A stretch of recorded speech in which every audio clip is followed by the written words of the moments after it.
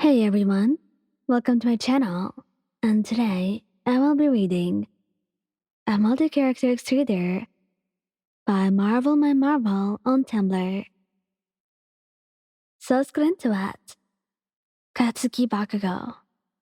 Your sharp inhale made his stomach drop as you proceeded to yank your wrist away from his grasp. The one thing he hated about his work, or well, one of the many things that he hated, was the fact that whenever he got excited, it became a little too hard to get control of. And that was not good at all, especially when it was around you.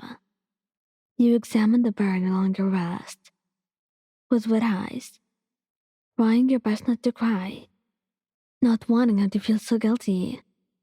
Because, well, knowing your boyfriend, he would beat himself up over it, over and over, because he loved you, and he never wanted to hurt you. Never. You knew this was an accident, and you did not want him to feel bad.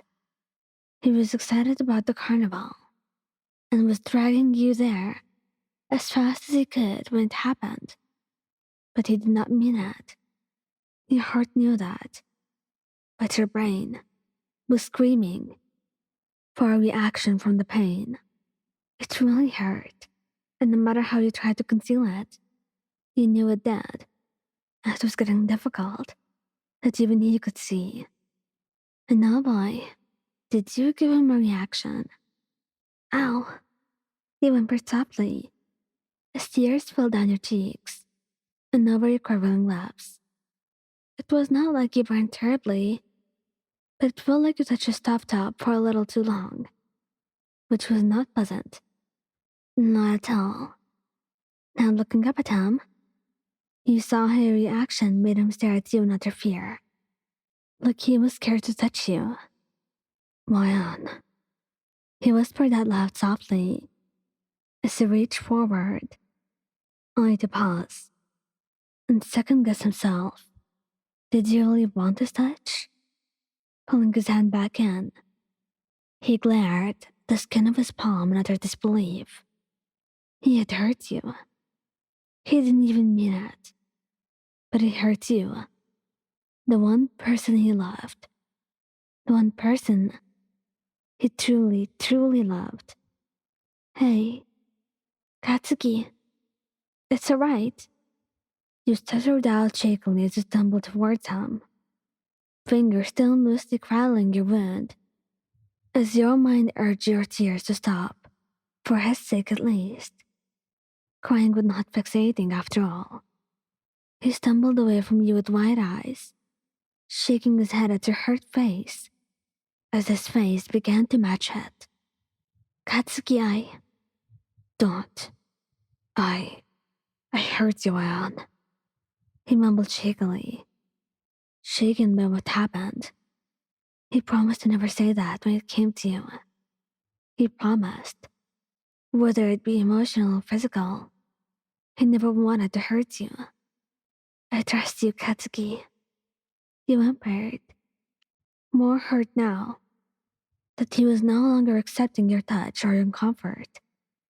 It was not just you who was shaken, and you were feeling this hurt him more than it hurt you. He looked up at you, at those words, and after seconds of his blank stare, you let out an angsty sob. Katsuki, please stay. You avoiding me hurts me more than anything. And at those words, he lunged forward to cradle you in his arms, hoping he could make it up to you by holding you close. Todoroki Shouto, your screams sent shivers down his spine as the cloud of ice settled, revealing you, holding your now bloody arm. It was a sight that haunted him, and would continue to do so in a while. Granted, it was not as bad as it looked, but it left Shouto shaken all the same. Aizawa had instructed all of Class A to push their quirks to the limits, and you happened to be in the way, while Shouto was trying out his.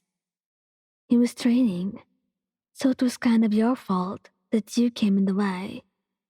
Your hurt eyes looked at his, expecting him to do something, but he did not. Knowing Shouto and how gentle he was, you expected him and help patch you up, but he only stood there, frozen, mouth dropped and heart shattered. He felt like his father, like a mere extension of him, a cursed one at that. He drove his mother away. He hurt her, and now he was hurting you too. Shoto? You questioned as you walked closer, still cradling your bleeding arm as you walked over the ice. You knew how it looked, with all the blood streaming down your arms, but in reality, it was only a mere scratch. Stop, he muttered, as his eyes shut to the ground. He couldn't look at you, not after doing this.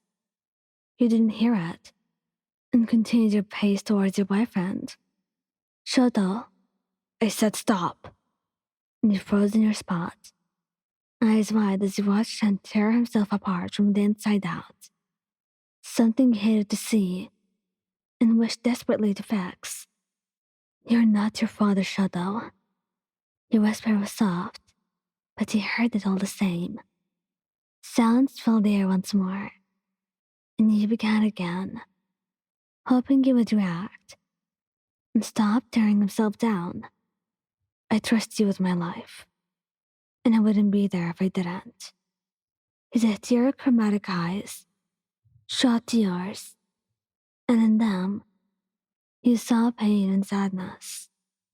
Shaking your head, he ignored his previous statements to stop and ran to him, arms open and heart beating rapidly.